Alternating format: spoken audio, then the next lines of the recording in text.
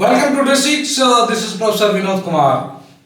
ఈరోజు మనము చాలా వెరీ ఇంపార్టెంట్ టాపిక్. నిన్ననే నిజాం ఎరా 1724 to 2024 300 years ఆఫ్ నిజాం అనే అంశం మీద ఒక అంతర్జాతీయ సదస్సు నిన్న అడ్మినిస్ట్రేటివ్ స్టాఫ్ కాలేజ్ ఆఫ్ ఇండియాలో సోమాజిగూడలో జరిగింది. దాంట్లో పొద్దున్నుండి సాయంత్రం దాకా జరిగింది. దాంట్లో పార్టిసిపేట్ అయిన ముస్లిమేతర దళితుని నేను ఒకే ఒక ముస్లిమేతర దళితుని. వాళ్ళంతా ముస్లింలే, ఒక ముస్లిమేతర వ్యక్తిని నేను, అందులో దళితుని నేను ఒక్కరిని మాత్రమే నన్ను పిలవడం జరిగింది. మరి వాళ్ళు పిలవడం యొక్క ముఖ్య ఉద్దేశం ఏంటంటే, ప్రధానంగా నేను నిజాం విషయంలో పాజిటివ్గా ఉండడమే. ఎందుకు పాజిటివ్గా ఉండాల్సి వచ్చింది అంటే, నిజాంకు 1953లో డాక్టర్ బాబాసాహెబ్ అంబేద్కర్ ప్రపంచ మేధావి, కొలంబియా విశ్వవిద్యాలయం, అలాగే లండన్ స్కూల్ ఆఫ్ విశ్వవిద్యాలయంలో డబుల్ డాక్టరేట్ డిగ్రీ సాధించి ప్రపంచ మేధావిగా ఎదిగి భారత రాజ్యాంగాన్ని రాసి ఇవాళ మొత్తం బహుజనులే కాకుండా భారత సమాజం 145 కోట్ల భారత సమాజాన్ని ఇవాళ ఆధునిక భారతదేశ నిర్మాణంలో తన వంతు కృషి చేసిన బాబాసాహెబ్ అంబేద్కర్ ఏ సామాజిక ఆర్థిక రాజకీయ న్యాయాన్ని, ఏ స్వేచ్ఛా సమానత్వం సౌరతత్వాన్ని భారత రాజ్యాంగం ద్వారా మొత్తం భారత పౌరులందరికీ అందించాలని ఆశించాడు. ఆయన కంట్రిబ్యూషన్ని ఇవాళ భారతదేశంలో మొట్టమొదటిసారిగా గుర్తించింది ఉస్మానియా విశ్వవిద్యాలయం. ఆయనకు గౌరవ డాక్టరేట్ జనవరి 12, 1953లో ఇవ్వడం జరిగింది. సో దానికి ప్రధాన కారకుడు ఎవరన్నా ఉన్నారంటే, ఆనాటి రాజు ప్రముఖగా ఉన్న ఇవాళ 7వ నిజాం.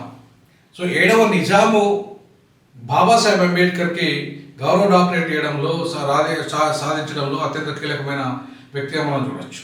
ఇక రెండో విషయానికి వస్తే, నిజాంకి ఇవాళ బాబాసాహెబ్ అంబేద్కర్కి మిలింద్ విశ్వవిద్యాలయానికి భూమి ఇచ్చింది కూడా నిజామే. ఇవాళ దళితులకు సంబంధించి ఇవాళ ఆది హిందూ మహాసభకి పాఠశాలలు, తెలుగులో పాఠశాలలు, దళితులకు సపరేట్ పాఠశాలలు పెట్టుకోవడానికి ఆది హిందూ భవనానికి స్థలానికి కేటాయించింది కూడా ఇవాళ నిజామే. అంతేకాకుండా ఇవాళ నిజాము విదేశీ విద్య దళితుల కోసము ఇక్కడ విదేశాల్లో కూడా దళితులు చదవడానికి ఒక విద్యానిధి ఏర్పాటు చేసి, ఆ రోజుల్లోనే లక్షలాది రూపాయల నిధిని ఏర్పాటు చేసేసి విదేశాల్లో దళితులు కూడా చదవాలి అని చెప్పి ఒక లక్ష్యంగా దళితులకు ఆయన సహకారాన్ని అందించడం జరిగింది. అంతేకాకుండా ఇవాళ దళితులకు సమున్నతమైన స్థానము, ఒక మంత్రి, ఒక విద్యాశాఖ మంత్రిగా మొట్టమొదటిసారిగా నిజాం ప్రభుత్వంలో ఒక దళితుడు శ్యామ్ ప్రకాష్ ఆయనకి ఇవ్వడం జరిగింది. అట్లాగే హైదరాబాద్ అంబేద్కర్గా పిలువబడ్డ శ్యామ్ ప్రసాద్ కానీ, ఇవాళ హైదరాబాద్ అంబేద్కర్లుగా ఎవరైతే దళిత సమాజము అంటే భాగ్యారెడ్డి వర్మ గారు నుండి మొదలుకుంటే, అంటే బాబాసాహెబ్ అంబేద్కర్ కంటే ముందే, అంటే 1925లోనే దళిత ఉద్యమాన్ని ప్రారంభించి ఆది హిందూ మహాసభను ఏర్పాటు చేసేసి ఇవాళ ఆది హిందువులు దళితులంతా అని చెప్పేసి ఏ నినాదాన్ని, అంటే ఈ భూమి పుత్రులము మేము, ఈ ఆది హిందువులం మేము, ఈ దేశం మాది అని చెప్పేసి ఏ నినాదాన్ని, ఏ భూమి పుత్రుల నినాదాన్ని, పుత్రికల నినాదాన్ని ఎత్తుకున్నాడు. ఆయన అడుగుజాడల్లో ఇవాళ నిజాం ఆయన వాళ్ళ ఈ భూమిపుత్రులైన దళితులకు అనేక రకాలుగా ఆదుకున్న చరిత్ర మనకు కనపడుతుంది. అంతేకాకుండా ఇవాళ ఎవరైతే ఈ దళితులు నిజాం ప్రభుత్వంలో అత్యంత కీలకమైన పదవులలో ఉన్నారో, ఎవరైతే దళితులకు అత్యున్నతమైన పదవులతో పాటు మంచి అవకాశాలు ఇవ్వడం కాకుండా, ఈవెన్ ఐక్యరాజ్య సమితిలో స్టాండ్ స్టిల్ అగ్రిమెంట్ను రూపొందించడంలో కానీ, అక్కడ కేసు వేయడంలో కానీ ఇవాళ ఒక దళితుడే అత్యంత కీలకంగా ముందున్నాడనే విషయాన్ని కూడా మనం ఇవాళ గమనించాలి. అంతేకాకుండా ఇవాళ మీరు చూడండి, దళితులకు ఒక విద్యాశాఖ మంత్రి ఆ రోజుల్లోనే ఇవ్వడం అంటే మామూలు విషయం కాదు.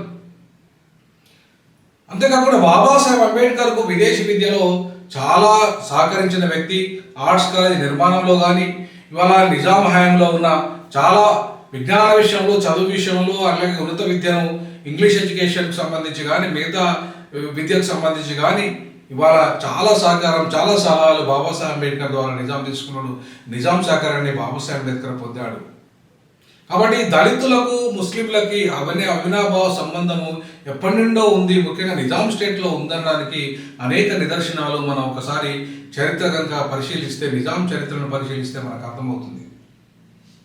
ఎవరైతే శ్యామ్ సుందర్ ఉన్నారో, శ్యామ్ సుందర్ గారు వాళ్ళ భూమిపుత్రుల సిద్ధాంతాన్ని ముందుకు తీసుకురావడం జరిగింది.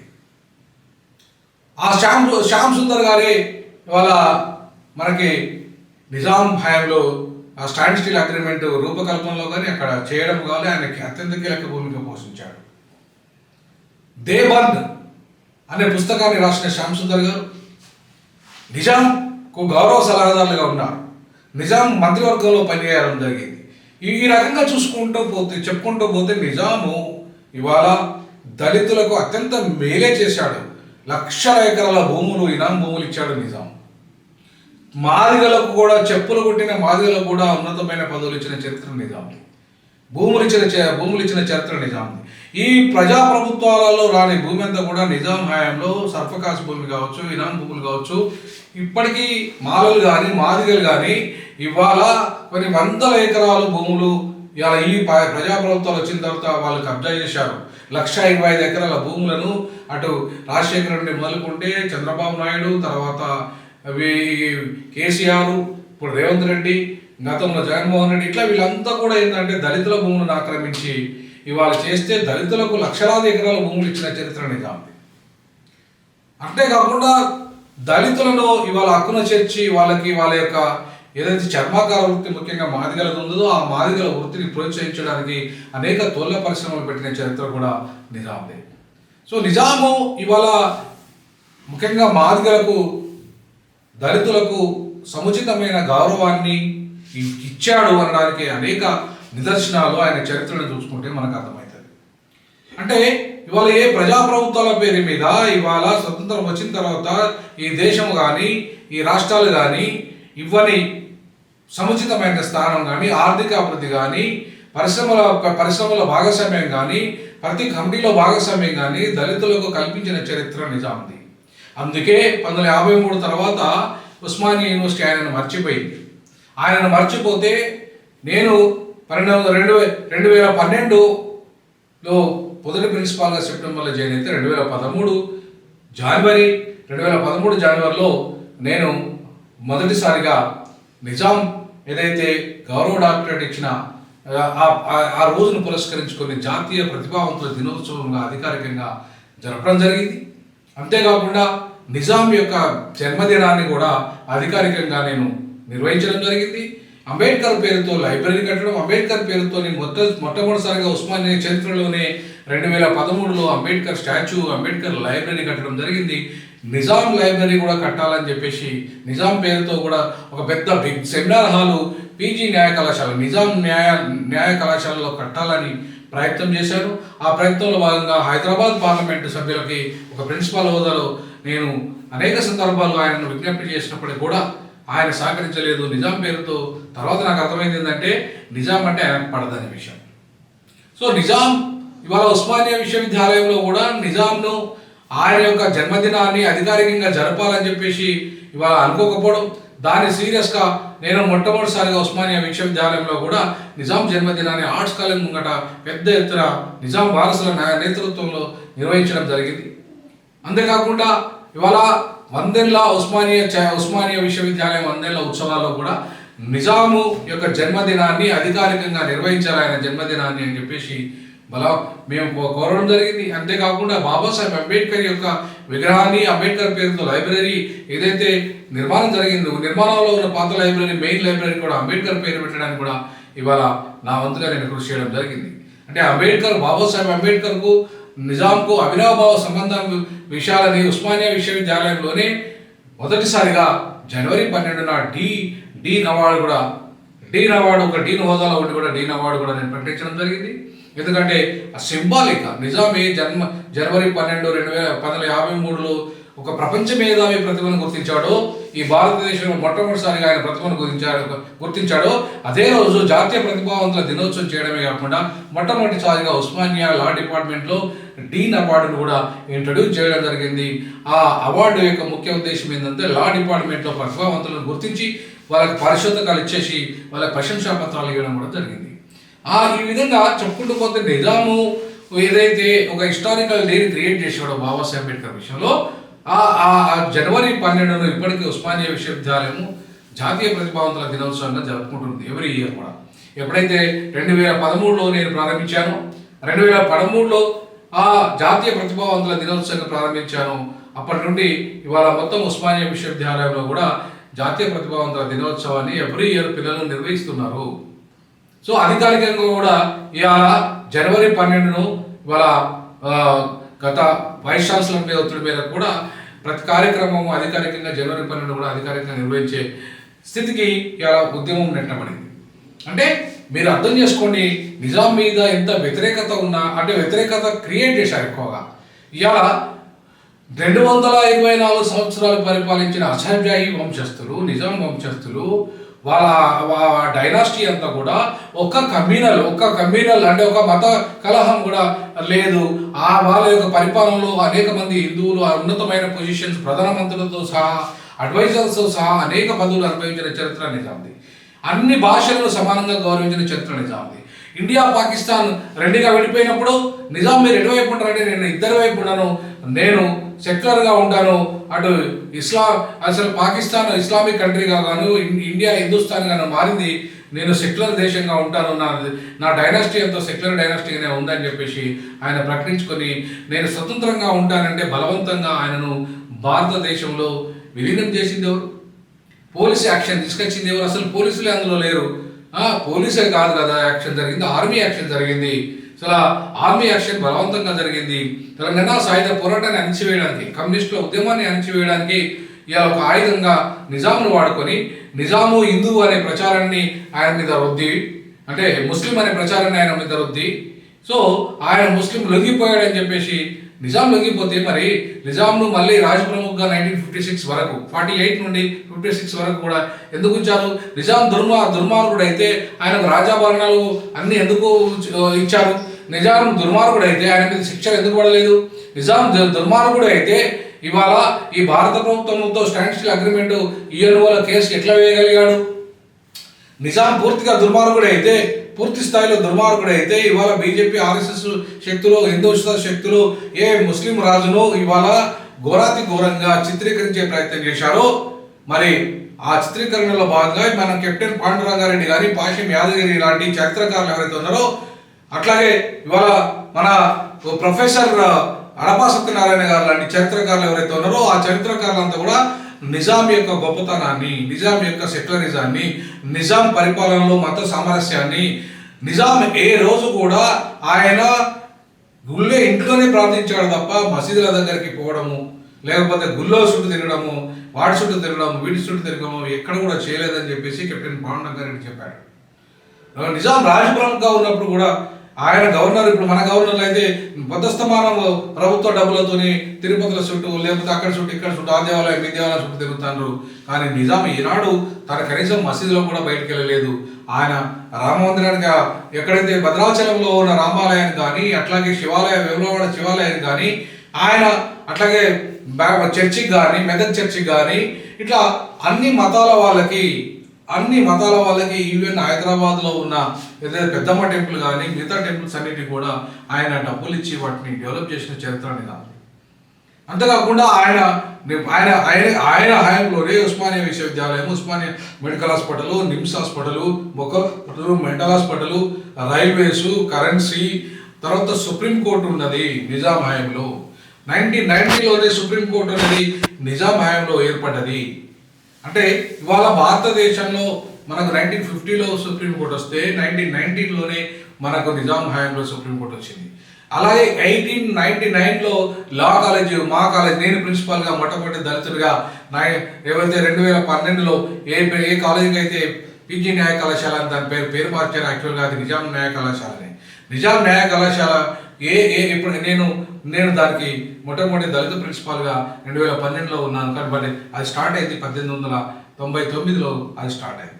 సో 1899 అంటే 7th నిజాము ఆ న్యాయ కళాశాలను పెట్టాడు. 7th నిజామే హైకోర్టుని, సుప్రీంకోర్టుని ఏర్పాటు చేశాడు. 7th నిజామే ఇవాళ అన్ని రకాలుగా న్యాయ వ్యవస్థను ఏర్పాటు చేశాడు, డెవలప్మెంట్ చేశాడు. ఈవెన్ నిజాం సాగరు, అలాగే హుస్సేన్ సాగర్ కానీ, నిజాం సాగర్ కానీ, ఇవన్నీ కూడా మంచి నీటి ప్రాజెక్టులు కానీ, విశ్వవిద్యాలయాలు కానీ, రైల్వే ప్రాజెక్టులు కానీ, ఇవాళ ఆయన చేయని డెవలప్మెంట్ అని లేదు. ఆధునిక సమాజానికి ఏ అవసరం ఉందో ఆ అవసరాలన్నిటికీ ఒక 100 ఏళ్ళ అవసరాలు హైదరాబాద్లో తీర్చే విధంగా హైదరాబాద్ నిర్మాణం జరిగితే దాన్ని కబ్జాలు చేసేసి అక్కడ ఇక్కడ గార్డెన్స్ లేకుండా, నీటి ప్రవాహం లేకుండా మొత్తం ఇవాళ ఏ ప్రజాపాలకులు ఉన్నారో ఆ ప్రజాపాలకులంతా, అది బాబు కావచ్చు, అదే రాజశేఖర రెడ్డి కావచ్చు, బాబు కావచ్చు, తర్వాత కేసీఆర్ కావచ్చు, వీళ్ళంతా కూడా కబ్జాలు పాల్పడి హైదరాబాద్ను ఇవాళ సర్వనాశనం చేసిన చరిత్ర. 2000కు పైగా ఉన్న చెరువులన్నీ నిజాం హయాంలో 2000కు పైగా ఉన్న చెరువులన్నింటినీ కబ్జా చేసిన చరిత్ర ఈ ఆధునిక పాలకులది. సో ఈ ఆధునిక పాలకులు ఎన్ని దుర్మార్గాలు చేస్తే వాళ్ళని ప్రశ్నించడం, వాళ్ళని శిక్షించడం లేదు. కానీ నిజాం హయాంలో ఒక రాజరిక వ్యవస్థలో కొన్ని తప్పులు జరగచ్చు, అది రజాకార్ అనటం, అది వాలంటరీ. రజాకార్లు వాళ్ళు అంతా కూడా ఎక్కడికైతే ఉత్తర భారతదేశం నుండి వచ్చిన రజాకార్లు, నాన్ ముల్కీలు ఎక్కడికైతే ఉత్తర భారతదేశం నుండి వచ్చారో వాళ్ళని నిజాం పరిపాలనలో ఆధిపత్యం చేస్తూ ఇవాళ స్థానికులను ఇలా హింసలకు గురి చేసి ఆ ఉత్తరాది యొక్క కమ్యూనల్ విధానాలన్నీ అమలు చేసింది చరిత్ర రజాకార్లది. ఆ రజాకార్లకు సహకరించింది మన దొరలు పటేళ్ళు.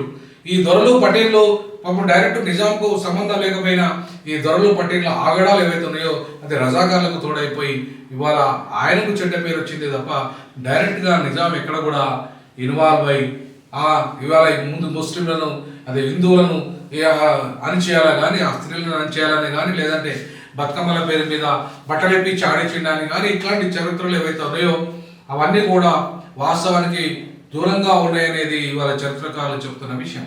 ఇవాళ మీరు చూడండి, నిజాము నిజంగా సర్వస్వతంత్రుడు కాదు.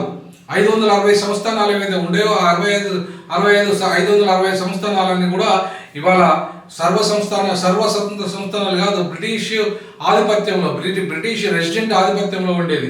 డైరెక్ట్గా బ్రిటిష్ క్రౌన్ వాళ్ళని ఆధిపత్యం చేసేది. ఎక్కడ కూడా అధికారి కానీ, ఇక్కడ బ్రిటిష్ రెసిడెంట్ కానీ ఆయన తీసుకున్న నిర్ణయాలు అమలు చేశారు. నిజాం కావచ్చు, ఈ 560 సంస్థానాలు కాబట్టి ఎవరు స్వతంత్రులు కాదు. వీళ్ళు పన్నులు బ్రిటిష్ వాళ్ళకు చెల్లించేవాళ్ళు, వసల్స్ వీళ్ళు, అంతే తప్ప స్వేచ్ఛాజీవులు కాదు, స్వేచ్ఛ దేశం కాదు. కాబట్టి బ్రిటిష్ నయా వలస పాలనలో వీళ్ళు ఒక స్వతంత్ర రాజ్యాలుగా ఉన్నప్పటికీ కూడా పూర్తి స్వతంత్ర రాజ్యాలు కాదు. ఇవి కేవలము వసూలు చేసే రాజ్యాలు, అంటే డబ్బులు పన్నులు ప్రజల దగ్గర పన్నులు వసూలు చేసి బ్రిటిష్ కప్పం కట్టే రాజ్యాలుగా మాత్రమే ఉన్నాయి. అయినా సరే బ్రిటిష్ యొక్క ఏదైతే చట్టాలు తెచ్చారో, బ్రిటిష్ ఏదైతే లింగ విభేదాలు, మత విభేదాలు, కుల విభేదాలు, అంటరానితన నిర్మూలన, అలాగే స్త్రీకి స్వేచ్ఛ, అందరికీ సమానమైన విద్య, అందరికీ సమానమైన ఆస్తి హక్కు, అన్ని వర్గాలకు, ఏ బ్రాహ్మణుల దగ్గరికి అయితే ఇవాళ బహుజనులు వాళ్ళ మొదటి పెళ్ళైన మొదటి 3 రాత్రులు పోవాలనే దురాచారం కానీ, సతీ సాగరం కానీ, ఇట్లా అనేక దుస్సాంప్రదాయాలు ఈ భారత సమాజంలో ఉన్నాయో ఆ భారత సమాజంలో ఉన్న అన్ని దుస్సాంప్రదాయాలని నిర్మూలన చేస్తూ 18వ శతాబ్దంలోనే చట్టాలు తెచ్చిన చరిత్ర బ్రిటిష్ వాళ్ళది. అంతేకాకుండా నాన్ ముల్కీ ఫర్మానాలు జారీ చేసి లోకల్ వాళ్ళకి ఉన్నతమైన అవకాశాలు ఇచ్చిన చరిత్ర నిజాంది. నిజాం అనేక విశ్వవిద్యాలయాలు ఆధునిక ఇంగ్లీష్ ఎడ్యుకేషన్, తర్వాత ప్రాంతీయ భాషలకు సమానమైన అవకాశాలు ఇస్తూ వాటికి ప్రత్యేకమైన బడ్జెట్ కేటాయిస్తూ ఇవాళ అన్ని భాషలను ఇంక్లూడింగ్ ఆధునిక భాష అయిన ఇంగ్లీష్ భాషను ఇవాళ ఉర్దూ భాషతో సమానంగా ఇవాళ ఇంట్రడ్యూస్ చేసిన చరిత్ర కూడా నిజాందే. సో ఈ రకంగా చెప్పుకుంటూ పోతే నిజాము అద్భుతమైన పరిపాలన ఒకవైపు చేస్తే దుర్మార్గాలు కూడా కొన్ని ఆయనకు తెలియక జరగచ్చు. బట్ రాజకీయ వ్యవస్థలో చాలా దుర్మార్గాలు ప్రతి రాజ్యంలో జరిగినాయి. నిజాం హయాంలో కూడా కొన్ని జరగలేదని చెప్పట్లేదు, తప్పులు జరగలేదని నేను అనట్లేదు. కానీ జరిగిన వాటిని కొంత చిన్నగా జరిగితే దాన్ని పెద్ద ఎత్తున ప్రచారం చేసి ఒక ముస్లిం రాజు కాబట్టి విపరీతమైన ప్రచారం. మరి అదే హిందూ రాజులలో ఎంతో దుర్మార్గాలు జరిగాయి, ఎంతో దౌర్జన్యాలు. ఆధునిక భారతదేశంలో కూడా ఇప్పటికీ కూడా దళితులు కొత్త బట్టలు వేసుకున్న, దళితులు మంచి షర్ట్స్ వేసుకున్న, మంచి జీవితాన్ని అనుభవించిన దళితులు అంటరాని వాళ్ళుగా ఇప్పటికీ చూడబడుతున్నారు. రాష్ట్రపతులు అయినా సరే ఈ అంటరానితనాన్ని అనుభవిస్తున్నారు. ప్రొఫెసర్లు, డాక్టర్లు, పెద్ద హోదాలైన ఉన్న వాళ్ళంతా కూడా ఆధునిక ప్రజాస్వామిక భారతదేశంలో అంటరానితనాన్ని అనుభవిస్తున్నారు. మరి దీనికి ఏమంటారు? అనేక రకాల హింసకు, అణచివేతకు, అన్యాయాలకు గురవుతున్నారు. మరి పాలకులు ఏదైనా ప్రజాస్వామిక ప్రజాపాలకులుగా చెప్పుకునబడుతున్న వాళ్ళకంటే కూడా నిజాం 1000 రెట్లు బెటర్ పరిపాలన అందించడానికి ఆయన రూపొందించిన అనేక పాలసీలే దానికి నిదర్శనంగా మనం చూపించు. ఆయన ఎస్టాబ్లిష్ చేసిన విశ్వవిద్యాలయాలు కానీ, ఆయన ఎస్టాబ్లిష్ చేసిన మెడికల్ కాలేజీలు కానీ, ఆయన ఎస్టాబ్లిష్ చేసిన హాస్పిటల్స్ కానీ, ఆయన ఎస్టాబ్లిష్ చేసిన నీటి ప్రాజెక్టులు కానీ, ఆయన ఇచ్చిన భూములు కానీ, ఆయన ఇచ్చిన ముందు తరాల యొక్క 1000 సంవత్సరాలకు కూడా ఉపయోగపడే విధంగా ఆయన పాలసీలు రూపొందించారంటే ఎంత అద్భుతమైన పరిపాలకుడిగా ఆయన మనకు కనబడుతుండడం మనకు అర్థమవుతుంది. అది ఒక పార్శ్వం. అంటే మరొక పార్శ్వంలో ఇవాళ కొంతమంది చరిత్రకారులు చెప్తున్నట్టుగా అనేక పాశవికమైన దాడులు కూడా జరిగినాయి, అనేక రకాల హింస కూడా జరిగింది.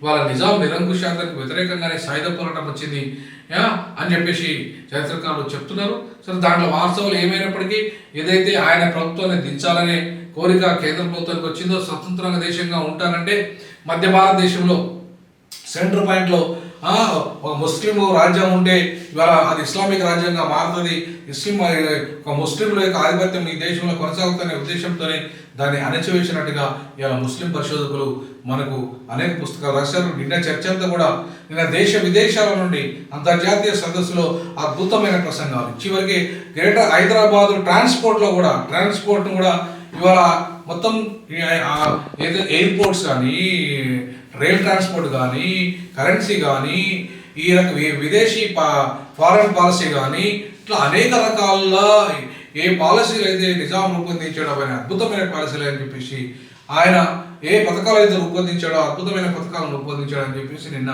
వక్తలంతా కూడా దేశ విదేశాల వక్తలు, అమెరికా నుండి మొదలుకుంటే, యూరోప్ నుండి మొదలుకుంటే, అట్లాగే అరబ్ కంట్రీస్ నుండి మొదలుకుంటే, ఇండియా వరకు కూడా అనేక మంది, ఆస్ట్రేలియా నుండి మొదలుకుంటే ఇట్లా రకరకాల దేశాల ప్రతినిధులు నిన్న పాల్గొని, ముస్లిం స్కాలర్స్ అంతా పాల్గొని అక్కడ అద్భుతంగా ఆయన కాంట్రిబ్యూషన్ని ఈ నవీన భారత సమాజానికి ఏ రకంగా ఉపయోగపడ్డది అని చెప్పేసి నిన్నటి అద్భుతమైన ప్రసంగాలు వాళ్ళు చేయడం జరిగింది, పేపర్ ప్రజెంటేషన్ చేయడం జరిగింది.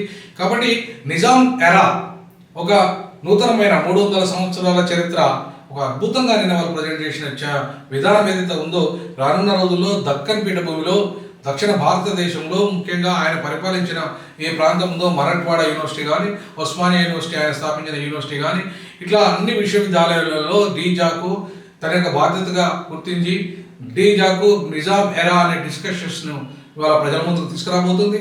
అన్ని విశ్వవిద్యాలయాలు, దక్షిణ భారతదేశంలోని అన్ని విశ్వవిద్యాలయాల్లో ఏ దళిత సమాజము బాబాసాహెబ్ అంబేద్కర్కు ఆయన ఇచ్చిన గౌరవాన్ని కావచ్చు, దళితులకు ఆయన చేసిన మేలు కావచ్చు, ఇతర సమాజానికి ఆయన చేసిన మేలు కావచ్చు, ఆయన ఏ విజ్ఞానాన్ని ఏ విశ్వవిద్యాలయాలను ఇచ్చిన చరిత్ర కావచ్చు, ఆయన ఏదైతే నవ హైదరాబాద్ నిర్మాణ స్టేట్లో ఆయన అందించిన ఆయన యొక్క ప్రగతి కావచ్చు, లేదంటే ఆయన అర్చకాలు కావచ్చు, ఏ రకంగా ఉన్నాయి, దాన్ని గౌరవంతలు కొండంతలు ఎట్టే చేశారు అనే అంశాల విషయం కావచ్చు, మొత్తంగా మేధావి వర్గానికి చర్చ చేయడానికి నిన్న ఒక ప్రారంభం స్టార్ట్ అయింది. అది మొత్తం విశ్వవిద్యాలయాలన్నింటిలో కూడా విస్తరించి వాస్తవ చరిత్ర ఏంది, నిజాం నిజంగా ఎన్ని తప్పులు చేశాడు, అన్ని తప్పులే చేశాడా, మంచి పనులు కూడా చేశాడా, నిజాం పాజిటివ్ యాంగిల్ ఏంది, నెగిటివ్ యాంగిల్ ఏంది అనే అంశాలను కూడా చర్చించే పరిస్థితి ఇప్పుడు రానున్న రోజుల్లో ఉంది. మొదటిసారిగా ఉస్మానియా విశ్వవిద్యాలయం నుండి మొదలుపెట్టి మొత్తం దక్షిణ భారతదేశంలో ఉన్న అన్ని విశ్వవిద్యాలయాలలో నిజాం ఎరా అనే అంశాన్ని మీద వాళ్ళ యొక్క డైనాసిటీలో తప్పులు ఒప్పులు ఏదో అవసరమున్న మేరకు నిజాంను ఇవాళ మొత్తంగా ఆయన హయాంలోని అజంజా మిల్స్ ఉన్నాయి, దాన్ని ఇవాళ ఆధునిక పాలకులు క్లోజ్ చేసేసారు. ఆయన షుగర్ ఫ్యాక్టరీ ఆయన హయాంలో జరిగింది.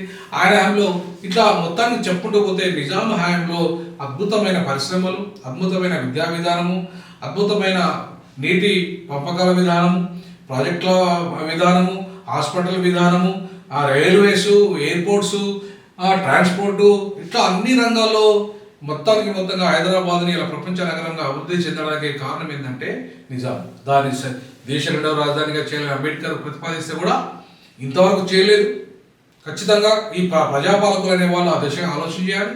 తప్పకుండా నిజాం హైదరాబాద్ను ప్రపంచ నగరంగా ఇలా తీర్చిదిద్దడంతో పాటు ఇవాళ సెకండ్ క్యాపిటల్గా చేస్తే నిజాం ఏదైతే డెవలప్ చేశాడో అది ఇవాళ మొత్తం ఢిల్లీ కంటే కూడా, ఉత్తరాది ఢిల్లీ కంటే దక్షిణాదిలో హైదరాబాద్ మరింత అభివృద్ధి చెందే దిశగా ఆ దిశగా అడుగులు వేస్తుంది. డీజా కూడా హైదరాబాద్ దేశ రెండవ రాజధాని అంశంలో చాలా కీలకంగా పోరాటం చేస్తుంది.